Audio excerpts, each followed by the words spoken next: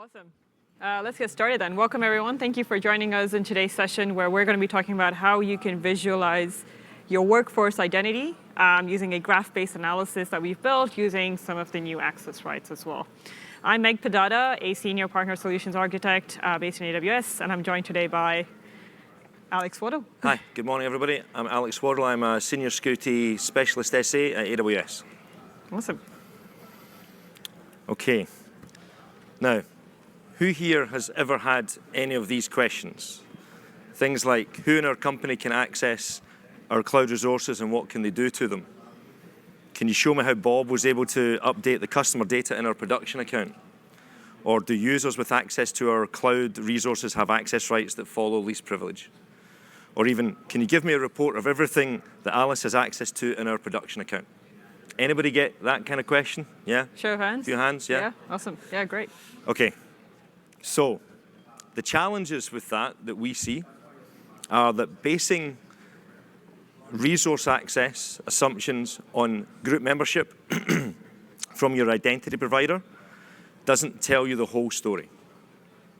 Because resource access can be granted by having a combination of identity-based policies, resource-based policies, service control policies, resource control policies, which are a new kind of control policy that we've launched in the last 6 months, permissions boundaries, and also session policies.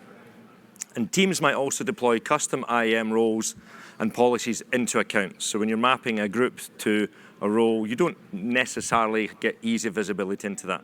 And so providing your AWS account and resource access visibility to teams beyond just the cloud operations teams can often be a bit of a challenge. So here's our goal for today. We're going to get some data. We're going to get lots of data. Yeah. We're going to process that. We're going to enrich that data. We're going to then visualize it, and we're going to be able to report on that. We're going to do all of this in a fully automated fashion so that you can run this at will, so that then, as identity administrators, you can start to get access to that data when you need it, and then give that information out to your stakeholders, like your internal regulators, internal auditors, and your compliance teams, your external auditors and regulators, but also some of your senior stakeholders. And what you might also think about doing is maybe even giving them access to it, which means that you're almost out of the loop. But why not? So. Awesome. To get started, I'll give you a bit of a quick overview of what AWS IAM Identity Center is, because it's kind of the foundation that we need to get this data. So to quickly level set for everyone, if you've used Identity Center before, show of hands. Awesome, a lot of you. Okay, great. Good. But basically, it's a mechanism of integrating your existing IDP with AWS's IAM Identity Center, which helps you provision your users, groups, and give them access to your AWS accounts using the notion of permission sets and stuff, right? So you're able to connect to your identity source, be it whether it's your on-prem, whether you have a third-party vendor who's like Okta or CyberArk or whoever you have, connect them using the IAM Identity Center. You're able to then manage your access into AWS, and then you're able to manage that user access to like applications and accounts as well. But today, we're kind of focusing more on that management of the user access and how that flows into all those different accounts you have. I'm sure a lot of you have multiple accounts or thousands of accounts and thousands of users, and you're trying to map the access between those users and accounts, right? So quickly, just to, again, level set how the provisioning works. So in your IDP, you have the notion of your users and groups. You have the SCIM provisioning protocol, which provisions the users into Identity Center, and it also provisions the groups using the SCIM protocol into Identity Center, right? So it's that seamless integration, so you don't have to manage it, and your users have that seamless single sign-on experience. So as you make updates to it, that'll get propagated into Identity Center as well, and we can see that information. So this is all great, and so you have these two different systems where you're managing your identities, but you kind of want to go beyond it, right? So the question that Alex asked in the beginning, this is the million-dollar thing that we want to answer today, which is this awesome graphic, and I want you guys to like pay close attention to how exactly we're building this relationship between these entities so that you can see it in that graph visualization. So we have the notion of users, we have the notion of groups, right? In Identity Center, we have this thing called permission sets. So you also have this thing of having users in your groups, right? You provision them into like a security group or a networking group or something. And then those users and groups are assigned permission sets, yeah? So you've all configured permission sets in Identity Center. Great. And then once you also configure a permission set, you have to grant, for example, Alex access to an account, right? So you have to say that user or group can access an account, all right? And they're assigned that permission set. So that permission set has to exist in that account for them to get access to that. And then once that happens, is that these permission sets are then gone and created in those individual accounts as roles, right? So if you've ever seen in your IAM console, you've gone and seen AWS reserved SSO, those are the roles that are being created from Identity Center, right? So that's how we map them. And so once we have that, they're also provisioned into the accounts. So we have this nice linkage between how these things are forming, and this is kind of the relationship that we want to get into. And obviously, in your accounts, you'd have a lot of different critical resources, or just regular resources, for the matter of fact. And then those roles and permission sets are what's going to grant you access, right? So in AWS, everything is explicit. You have to say, I grant you access. And that's what the policy and the permission set would define. And so that's how you get access to your resources. So this is a pretty cool relationship. Is this kind of what we want to build? Few shakes or few nods, right? This is what we want to build, and this is exactly how we're going to replicate it in a visual representation. Yep. So, Alex, I do want to ask the question, how are you addressing this problem? Okay, right. Through many late nights, yeah, Meg and I have spent a lot of time doing this so that you don't have to spend all that time doing it yourselves. The code that you'll get to see, and there's going to be a workshop link that we'll put up on screen in a moment, is going to let you get access to certain parts of this. We're working our way through getting it published onto our AWS samples GitHub. We should hopefully have that later this week or next week, so keep an eye on that link. But what we've got is this access rights for identity on an AWS graph visualization. Now, we're not officially allowed to give it a nice title. We want to call it this nice title. We're going to be working with our branding teams and our legal teams to see if we can do that. But as it stands today, this is just our outline title for the project. If you have, please scan that, and you should get access to Workshop Link. Studio. Yep. And what you'll be able to see on that is what I'll start to walk you through. Okay? Everybody got that? See, there's still a few people with cameras. Okay. Awesome. Right, so let's address this problem statement. Let's try and figure out how we're going to get all of this. So we need data. As I said earlier, we need lots of data. So we need to have things like all the principals, or users and groups. We need to have all the users that are in all those groups. We need to have all the permission sets. We need to have all the accounts that you have, and all the users and groups that are assigned to accounts, the permission sets provisioned to the accounts, the principals assigned to all the permission sets, and then the definition of each permission set that's been created as an IAM role in all of your accounts. And maybe at the end, what about the resources that could be accessed by these principals and what the actual permissions they have? So that's kind of the second half of what we're going to talk about today. So fortunately, we've got some APIs that you can use. We're a very API-centric organization, as you know. So things like the identity store is going to allow us through some particular API calls to get all the users and groups. But if we want permission sets and accounts and principals and things that are provisioned, we can go to the Identity Center API. And we can list these permission sets and accounts. So that's reasonably straightforward. It's pretty easy for us to do. You can make those calls today. You can get all that access, get all that information.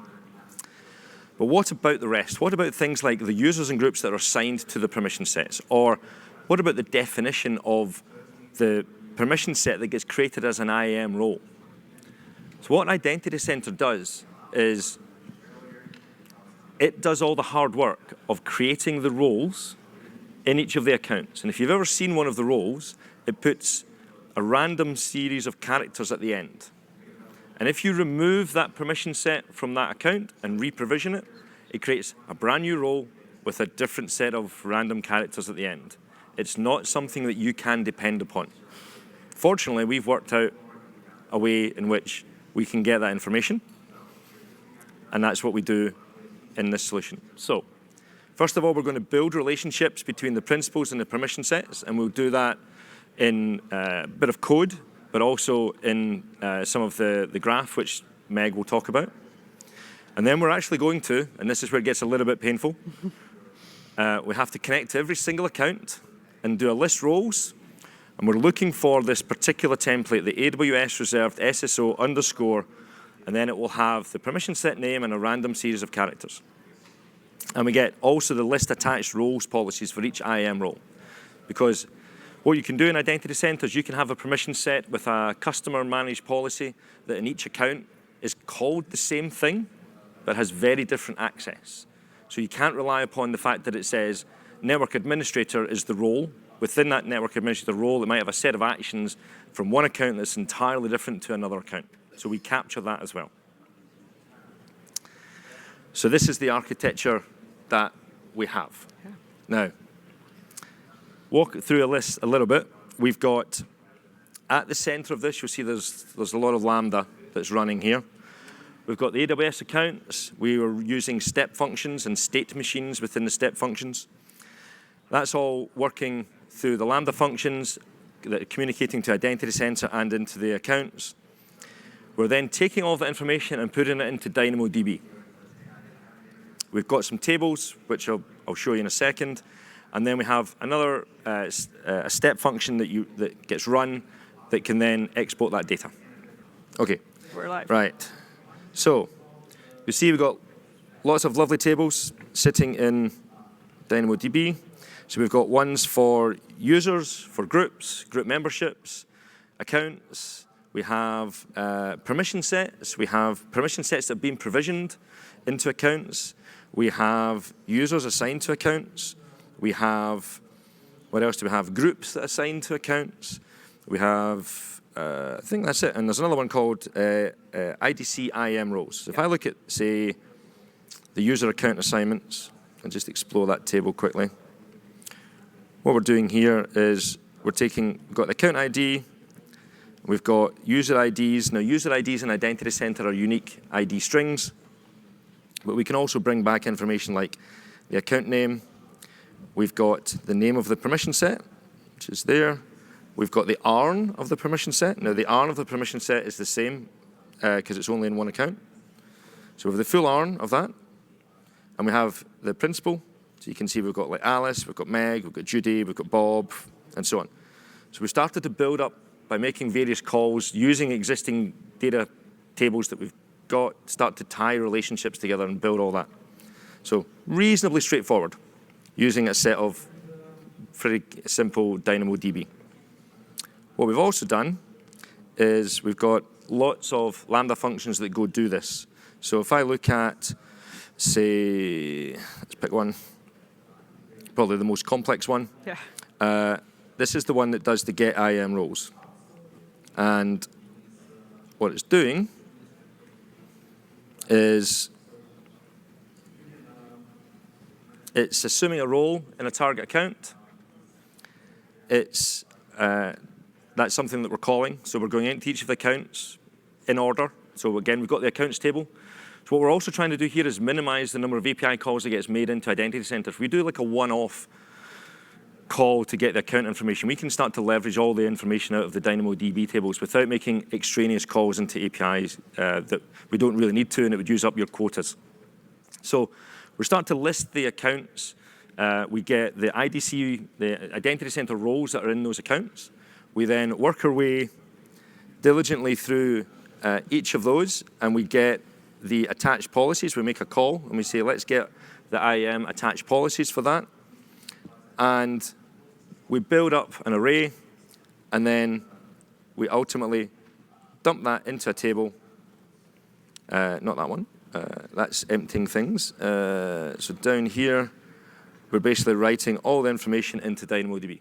So what we're trying to do here is leverage the power of DynamoDB and the fact that it's great at storing data of all sorts of different types. We don't have to define the schema. We just decide which attributes it is we actually want to extract when we make these API calls. If you want to add more metadata into that, if there's other data fields that you would want to add, then you could add that you could augment with other pieces of information. So you're not restricted by that. It's great. Now, let's go to what the state machine looks like. Quick show of hands. Have you guys used state machines before? Step functions? Step functions, yeah. Few people. Familiar Few people with what it does? shaking heads. OK. Yeah. So step functions are really, really powerful. It's a great way to be able to orchestrate a flow where I've got an example at the top here. And this is something you could schedule this to run on a weekly basis. We've just manually triggered this, but you can schedule this to run on a regular basis. First thing it does is it goes off and it calls the function to create the DynamoDB tables. So if somebody decides, you know what, I'm going to just delete all these DynamoDB tables. I don't need them anymore. They're taking up space. I want to optimize my costs. Let me just get rid of them. Well, when you run this, it will recreate those. Or if you wanted to add additional tables and you've not created it, it creates the tables. Then we do some parallel processing where we list the users, we list the groups, we list the accounts, and we list the permission sets. These are all individual API calls. They're not related to each other. But what we're doing is we're capturing that data to then populate some DynamoDB tables to then use in the next layer down. So the next layer down, we need group memberships. For group memberships, we need users and groups. So we just use the users and groups, and we can get that information. We need provisioned permission sets. So we needed the permission sets to start with. We needed the account information as well. So having that information, we can make well-informed calls to the APIs within Identity Center to make those calls and populate more tables.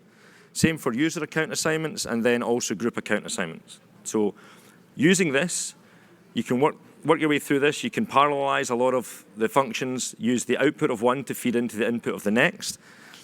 And then we have one at the very end, and this is where kind of all of the clever part of this happens, where we take all of that data and then we go through all of the accounts and we enumerate all of the IAM roles that Identity Center has created. We have all the information that we need to go get that.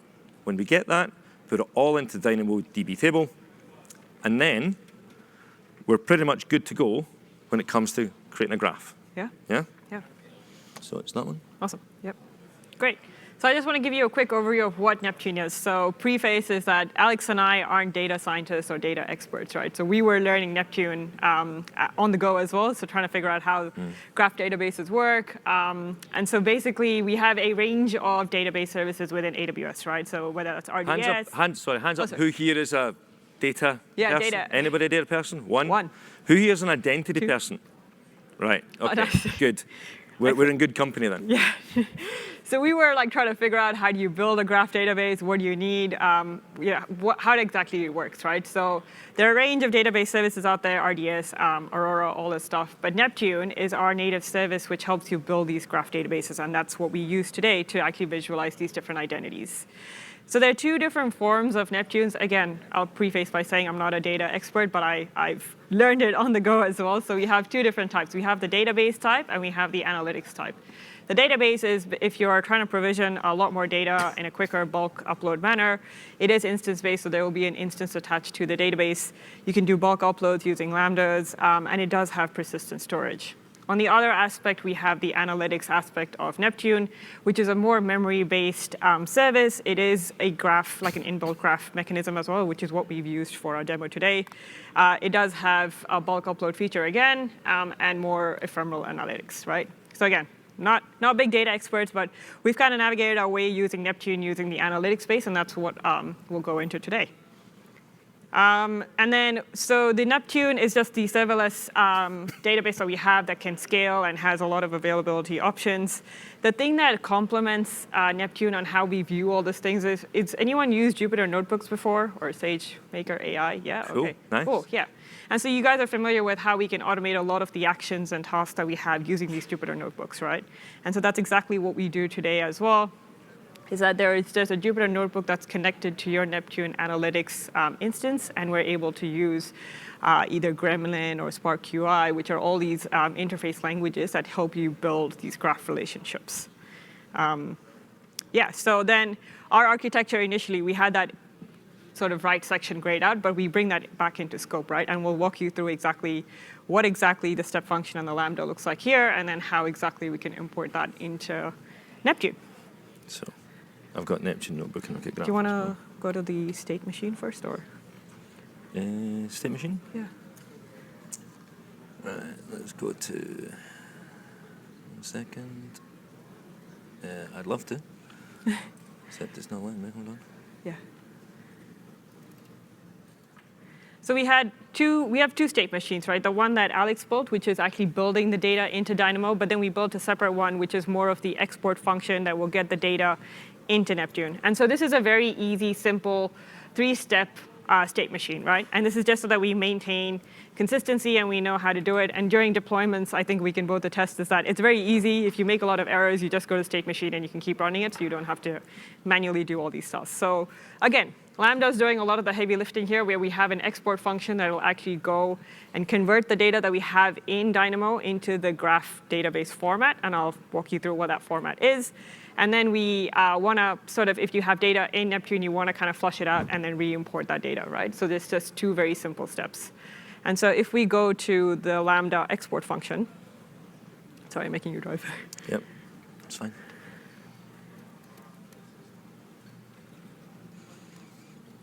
So we have an S3 export function. Yeah, That one? no, yeah. And then we'll expand. OK, so here we have these things called nodes. So again, not graph people. I'm assuming you don't know graph. So here's a quick crash course on how graph databases work. You have the notion of nodes and edges, right? A node is like an end entity, right? So think about it as a user or a group or an account. That is considered a node. So the way we build it is that we have the data coming in from DynamoDB. And the way to import it into graph databases is using a CSV format. And there's a specific type of heading format that you have to follow. So each node needs to have an ID, and each node also needs to have a label, right? So if we're looking at line 69, where we're actually creating a user node, we have the user ID, the username, and a label, right? So the ID always has to be a unique field. And so we have the username, it's a string field, and then the label. So the label is what defines what the node is going to be. So here I have a label called username. So right, when you go into graph, I'll show you what exactly the label does, but it's a way to identify what exactly the node is. So we do that for users, groups, permission sets, accounts. It's just rinse and repeat. So that's the node, but you might be asking, how do I build that relationship, right? So that's what an edge is. So a user exists in a group. That means I need to build a relationship between a user and a group. So again, we have to have that table format that graph is expecting. You can see in the CSV headers, we have ID, the from and to. So I need to say where the relationship is going from and to. And you have to give it a label again, right? So we have a unique ID, we have the group ID and the user ID, because a user ID would exist in a group ID, right? So if you think about that image that we had up before. And then the label is just has members, right? That's just a meaningful way to show you what exactly that relationship is building. So has members means that that group has members, those users exist in that group. So we do that for permission sets and users. We do that for groups and permission sets, for users and accounts. So like you have to keep building this relationship in that node and edge format. So once we do that, this is where we get to the fun bit, right? So I'll just show you the Neptune console. Here in the analytics, you can see I talked about the database and the analytics. So in the analytics, I have a graph called the identity center graph. And then I have a notebook that is attached to it, right? So this is a Jupyter notebook, right? It's running on SageMaker AI. On the back end, what's cool about this is that here we're able to just quickly go and say Open Graph Explorer, right? So it's inbuilt. Again, because we're not data people, I didn't want to go and build my own graph format visualization, but the Graph Explorer does it for us, which is like an open source tool, right? Yeah. So we have the Graph Explorer here. And this is the interface you're given with, right? So here on the right-hand side, you can see I have all of my nodes. I have roles, I have users, I have permission sets. And I want to sort of import them, right? If I add them all, that's a lot. These are all my nodes. But I just want to quickly show you how awesome of a graph this builds, and then we'll scope it down and then look at different things, right? So if I go, you can see that the number expands, and it's building. It'll keep building. And it's going to get very messy. And I can only assume in a customer scenario this is going to get very messy very quickly, because you guys would have thousands of accounts, hundreds of users, and you want to build this, right? So this isn't meaningful yet. But if, say, I have a question and I kind of just want to walk from a user, right? So this user, which I can change here. So yeah, so here I'm just customizing the user. So this is just modifications on how to best represent your graph. I want to make a display attribute. So here's Bob Sanders from Unicorn Rentals, right? So he has an assigned permission set. He's part of a group. Weirdly, the group name is not changing. There we go. He's part of the app dev group. He's assigned to like 3 different accounts. And he's part of 2 different groups. And he has 2 different permission sets. Sorry, he's part of 3 groups. He's a busy guy. Right? Does this sort of help you guys start thinking about the visualization, right? So if you remember when we built that initial slide, a user was part of that group. So we have Bob is part of the data lake admin, the app dev admin, and the app dev read, right? And so he's also assigned 2 different permission sets. So I think one is like an admin permission set or a dev permission set. And then he's also assigned to 3 different accounts because a permission set can exist in multiple accounts, right? So if you start thinking about that relationship, we can start expanding on it, and it would start bringing out more and more of that. Yeah? Is this kind of a cool way to represent your identity center? Excellent. Yeah. Do we want to come back? Yeah. Go back to that one. Yep. So. Oh, this was just, yeah. So this was just the image that we kind of wanted to go back, right? We want to have it in parallel, but this was like groups, and we wanted to show you that those users exist. So Bob existed in that group. He had those permission sets. He had the accounts. We had those roles. We didn't actually expand on the roles, but we'll show you again when we have a better use case about how they expand into those roles, and then maybe what resources they might have access to, right? That would be the fun bit. Yeah. So that was when we asked ourselves, what if we could get a list of all our critical resources that could be accessed by principals and the actual permissions that they have? This is the nirvana thing of somebody says, look, I've got this bucket, and it contains all of our customer data. And it's got this bucket policy on it, but I know I've got SCPs, and I know I've got RCPs, and I know I've got an identity policy. Can you just tell me what this person who's got this role can do to this bucket when you add all that together? All right? Well, as you may have seen yesterday, we launched a brand new feature within IAM Access Analyzer, which is the ability to get insights, which is Access Analyzer, get my mouth right, Yep. does things like unused access and external access.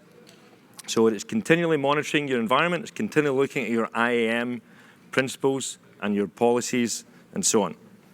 It gives you the ability to aggregate all that into Security Hub, and then you can have automated notifications. And what we launched yesterday was an extension to that, which allows you to identify who within your AWS organization has got access to your critical AWS resources. And this is something that you will define. You decide what is a critical resource for you. So it lets you understand who within your organization can access critical resources, and we use provable security assurance to do that. So we have an automated reasoning group that's worked really hard to figure out how to do this mathematically and with 100% surety that applying all of the different policies together can then give you the end result that says this role can do this set of actions to this particular resource. You can then centrally view all that access within the unified dashboard that's there, and then you can also pick specific resources to monitor, and that's what we've done as part of this solution. So let's now add that into our architecture. So now our architecture has all of the great stuff we've just done to get all that data, all the great stuff we've just done to be able to visualize that data, but again, we want to automate this as much as possible. And what Access Analyzer does is when it creates a finding, so when you set up the Access Analyzer to monitor a critical resource, any principal, any role that it identifies that has access to that, it will create an event bridge finding. It creates a finding which it puts onto Event Bridge, which means you can consume that And if you can consume that automatically, which is what we do, then we can put that into DynamoDB. You see where we're going to go with this? We can put that into the database. We can extract the data we need out of that. We can add into the graph and start to build more relationships because we've already got 80 to 90% of the other data, and it's the last kind of few hundred meters of that access that we're getting here. So, Yeah. Whoa. you're So gonna, yeah. So actually, we want to make a few updates, right? Because now that we have Access Analyzer, how do we get this data into the graph database? Again, you have to add a node and an edge. So a node becomes the Access Analyzer finding. So if I just go, oh, you don't want to do that. So if I just quickly go and uncomment it, so we have a bunch of fields that are coming back from Access Analyzer. That becomes a finding node itself. And then we also have unused, the unused analyzer, and we also want to import that into the graph as well. So Access Analyzer has 3 different types, right? So internal, external, and the unused as well. And then we also want to identify our critical resources, right? Because that's where the pot of gold is. And we want to work backwards from who has access to these critical resources. So when you saw the graph before, it was cool to see the representation between the different entities. But was it kind of really answering what exactly you were looking for? Was the question that we all had in our heads, I hope. And so we have those nodes, but we also have to build a relationship between those nodes and edges. So here, we're trying to map the analyzer finding to a resource, to that critical resource as an example, right? So we're building that edge again. So here, we're, again, calling it the to and from, the resource on, the resource account. We're pulling it from our different DynamoDB tables and making a CSV file out of it. All right, so pretty cool here. So when we go there, we're able to go into our you want to statement. deploy that? Huh? Deploy it? Yeah. We'll deploy it. Yeah, awesome. So it'll go there. We'll go to, so S3 would have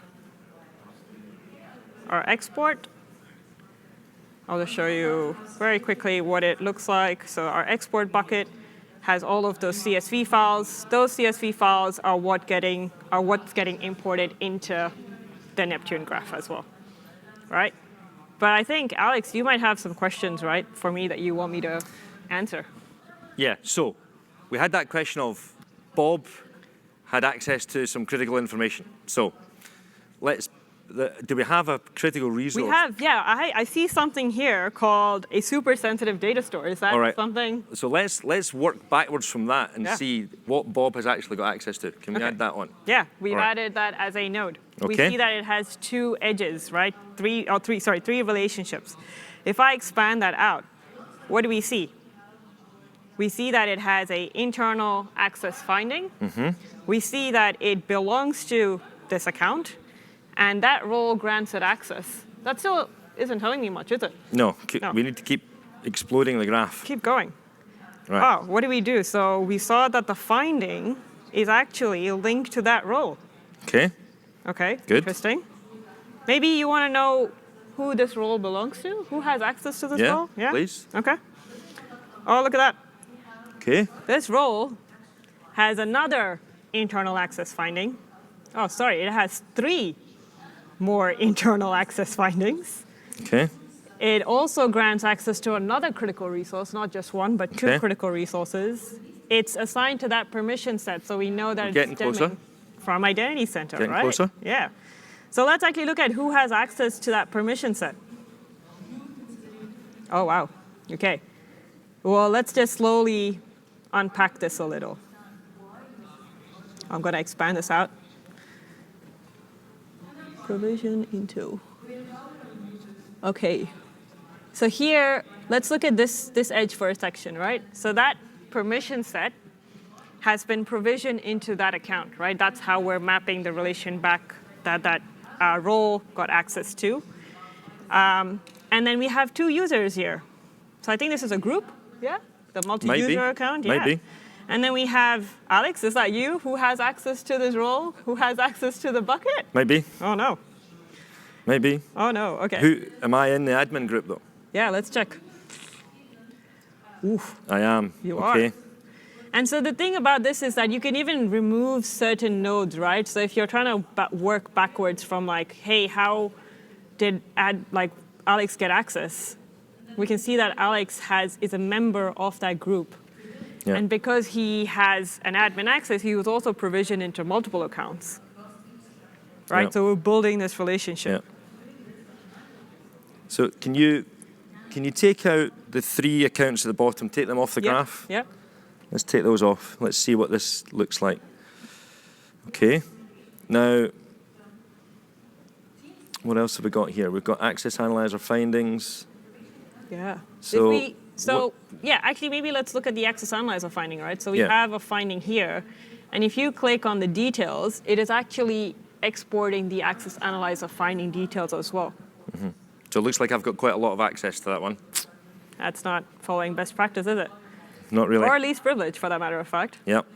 Not really. So we have the principal. We can see that here there are 2 fields as well, whether there was a resource control policy that was evaluated during this, or a service control policy that was also impacted during this evaluation, right? Yep. Okay. Yeah. So what about is there any other access analyzer findings that are There's another related one. to that? Anything? This is a DynamoDB table finding. Right, let's take the DynamoDB one out. Let's keep it simple. Let's take that out. Take the Take DynamoDB. this guy out as well. Yeah, let's take it out Yeah. of the way. Because it was a particular S3 bucket, wasn't it? Yes, it's this guy. Just that S3 bucket, yeah. Yeah. Super Right. sensitive data store. Okay, so that bucket belongs to an account. Yeah. I'm assigned to that account. Yeah. I'm assigned to the permission set. And I'm a member of the admin group. And there's a finding against it at the top left. This is the finding that we just. So that's the finding. So that's Yeah. all the access that I've got. All Yeah. right. Okay. Cool. So you can see how by bringing together a lot of that information, we've now got a much more informed position. So I can see and I can draw relationships between all these. So I can see that particular user. Remember going back to the very beginning when we had the users and groups. Those users and groups came from your identity provider. So you will have the group names from your identity provider and your usernames from your identity provider. So you can sort of leave your identity provider alone at that point, and you're now all in the graph. So you've got the user in the group and the user have access to the account and the permission set, and they get this role. That role gives them access to this resource because we've done this internal critical resource analysis that we've been running, and we've identified that the user's got that. That's great. But what about, is there anything around unused access? Oh, If we reset the graph let's clear the graph. and Okay. picked an unused access, So we have an unused access node. All right. okay? So we've got one finding. So unused access, and in this one, I think, is this unused permissions? Yes. So this is a great tool within the toolbox of Access Analyzer to drive you towards, or help you move towards least privilege. What this is going to do is analyze the activity that a user actually, or users actually make when they're assuming that particular role, because there's a set of actions within that role they're permitted to execute. But what if they don't use all those actions? You might be over permissioning. So what this does is it identifies, have you got unused actions within your role? So we have the details expanded out again. Yep. And so we can see that the number of unused actions, 188. The number of unused services, 184. So if you go into Access Analyzer and actually look up that finding, Yep. it should give you a scope down policy. Yeah. Yep. Because I get the finding ID there. Yep. Then you'd be able to take that and go off and look at it, and you can actually see in the console, here's all the actions that that are actually being used, and a whole lot of actions and services that are not being used. So again, if somebody says, so have we over-provisioned access to a critical resource? You can say, well, yeah, this critical resource, which is this DynamoDB table, which is granted access by this IAM role, we've got all of these permissions that are in that role that just don't seem to be used. So why don't we think about turning down the permissions and reducing the permissions that we actually have in that role to drive us towards least privilege? So that's something that we just decided this week to add into this. Yeah. And it didn't take us that long. 2 days? Yeah. Less than a day? Yeah, a lot less than a day. Yeah. We were quite busy this week, and it probably took us a couple of hours Yeah. to add the unused access analyzer into that. So, and there, we've got the external access analyzer as well, and that's something we'll probably look to add into this as well. Okay. Yeah. So I think we'll just switch back to see if we've addressed the questions. Yeah. So sounds like when we get all this data, we might be able to start answering some of these questions. And we started to visualize it, and I think I can probably now answer a lot of these questions. And if I was to reword the questions that we had, so we've got these questions here, I might say, who has access to this critical resource? So that's who in our company can access our cloud resources and what can they do to them? Or can you show me how Bob was able to access this resource? Yep. I'm pretty sure in the graph I can now show how Bob was able to access that. Bob was assigned to an account and a permission set that gave him a role that gave him access because that role grants access to a particular resource, and I could see the actual actions that he was permitted to perform against that resource. And then, are there any findings for the critical resources? Well, yes, because we've ingested the internal access analyzer findings that are now created. Everything is sent through EventBridge, and we can consume those automatically. In the service, if you leave this running, we'll continue to do that. If you run the state machine, it will start to populate the various tables and the various files. What are the details of the finding as well? So again, you can make this information available without somebody having to necessarily go into the IAM console. They can look at it in the graph, so you could give somebody outside of your team access to that. So I think we've pretty much covered most of those. Yeah. So. But the age-old question, cost optimization. You might be thinking Neptune, Access Analyzer, DynamoDB. What is it going to cost us, Alex? Did you build something cool to show us here? Like all good AWS practitioners, we've used tags. Because who here uses tags? Fantastic. Nice. Awesome. Yeah. Good. Because you all should. Now, everything that we've deployed gets tagged, which means that, and if you haven't seen this before, you can create applications within AWS. And you go to here, and you can actually go and create various applications. And we created one for this implementation. And we do it by taking advantage of the fact that there are certain ways in which you can add resources to that. And we had done it based upon tags, which it's not showing in there for some reason. But what you'll see is that we've been running this pretty much consistently since the beginning of June, and we're at halfway. Yeah. And it's under $40. Now, for everybody else, it could be a different cost. We're just trying to demonstrate that when you look at this, create this as an application, you can get oversight and visibility into what the actual costs are. But what you can see there is that Lambda costs are next to nothing.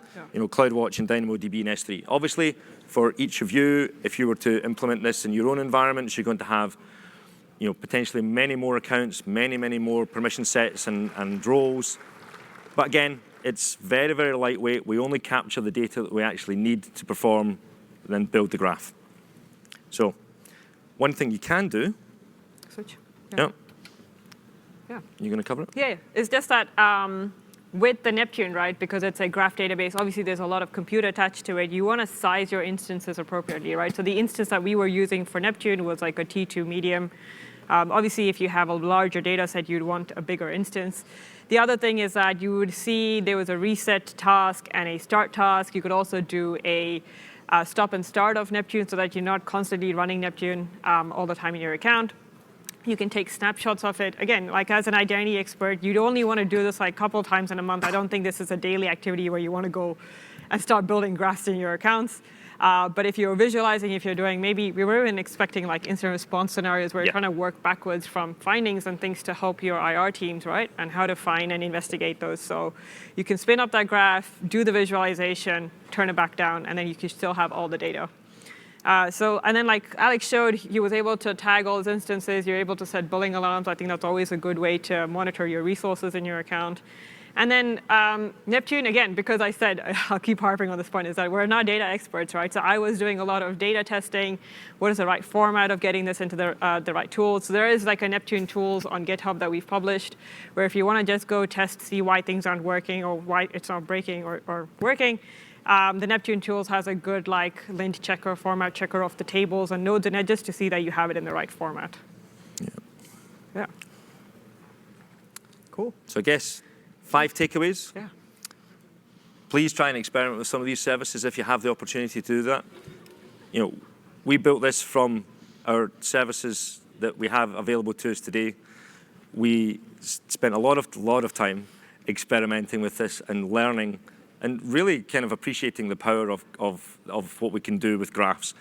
And once you create a set of nodes and an edge, it gets a lot easier to do. Once you understand that once and create one of these, I added a couple of things. Meg said, you know, she had a customer meeting to go to. Could I quickly do it? Sure. I went in and I was able to add an extra node. I understood it really quite simply. So once you get your head around it, it's really quite easy to do. Watch out for a blog and a workshop on this. We are in that workshop link that we sent you. There should be part of that says that we are going to be publishing this to our GitHub samples. Take a note of that particular workshop link. We will update that with the link to the GitHub samples once we get approval to put the whole lot up. There's CloudFormation that you run, basically 3 CloudFormations that auto-deploys, a script that you run, and then it creates everything for you, and then you run the state machines to generate the data. There's really not a huge amount that you actually have to do. We've automated as much of this as we can. Use the data that's been collected in various scenarios. You might be asking, why didn't we just get that data and stick it into CSV in the first place? Well, the data in DynamoDB can be exported out to CSV. You could tabularize that. You could put that into HTML. Somebody says, can you just do me a quick report of all the permission sets that we've got deployed into all of my accounts? Sure. Don't go into Identity Center to do that. Run the state machine, export that table out of DynamoDB. So it's a great way of just getting the tabular data, if you want it, at that particular moment in time, out into a CSV format. And you could stick it into other tools if you wanted to. And because that data already existed, we were able to build relationships. And you might discover that there are other relationships that you want to build between certain bits of data as well. There's potentially no reason why you could not be, as part of these Lambda functions, going to maybe some other data sources that you have internally to start to bring in other data to augment this and to be able to enrich that. So, you know, take this and build out from that. That's really all we've got for today. I want to thank you all for your time. Right. We have a couple more talks, but if you guys want to get a bit more interested in IAM, check out the other sessions today. It is the last day of sessions, so make the most out of it while you're here. But yeah, like Alex said, if you thought of any use cases while we were showing you the graph, other relationships that you could build between your own entities and things in your organization, come chat to us after the talk. We'll be really interested to know how you are going about it. But yeah. That's us. So thank you all very much.